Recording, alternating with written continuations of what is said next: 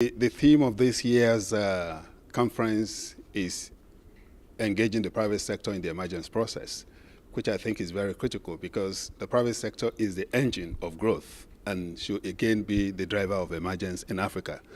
Now, we seem to be focusing too much attention on the big private sector, and we then realize that the small-scale enterprises in Africa generate 80% of the jobs created. So it's good for us to really look at that. And at the same time, look at some micro enterprises, family businesses, and even those that are done by the informal sector that we need to integrate into the small-scale enterprises fold with a view to making sure that we increase their productivity to be able to generate to growth and development. For emergence, we think it's very important for government to see the private sector as the driver and engine of growth, and at the same time, a major propellant of the emergence. So that's why we are trying to facilitate discussions.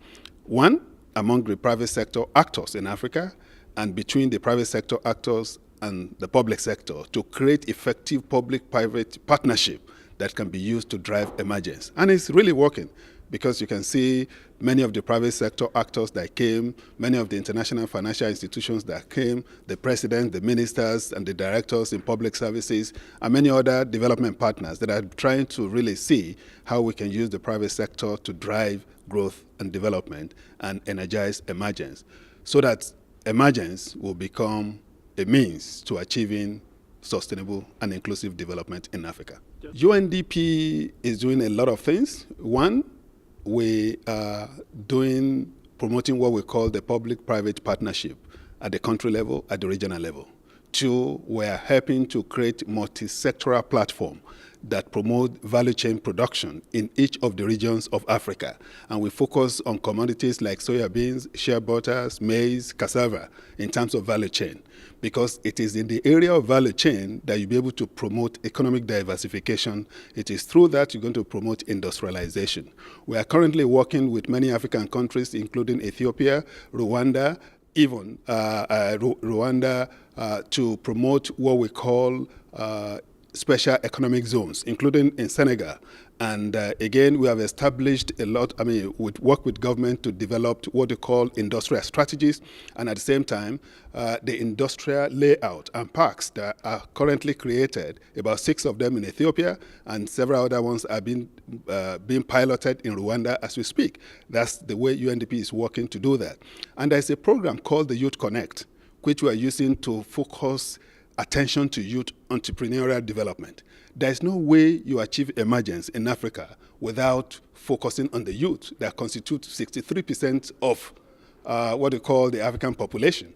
So, and being the youngest population, the most youthful region of the world, we want to make sure that we develop entrepreneurship among the youth, develop what they call mentorship, and at the same time facilitate matchmaking, so that they can discuss among their peers to really promote inclusive development and at the same time inclusive market. This time around, we continue to preach what they call impact investment. We are working in all the countries in Africa to make sure that all countries, all companies have what they call double bottom lines, that it should not be focusing on profit alone. The impact they make on the society is important. They have to make sure they have good relationship with the communities where they are located. They have to make sure they have communities with small-scale enterprises so that the linkage between small and large-scale enterprises is well entrenched.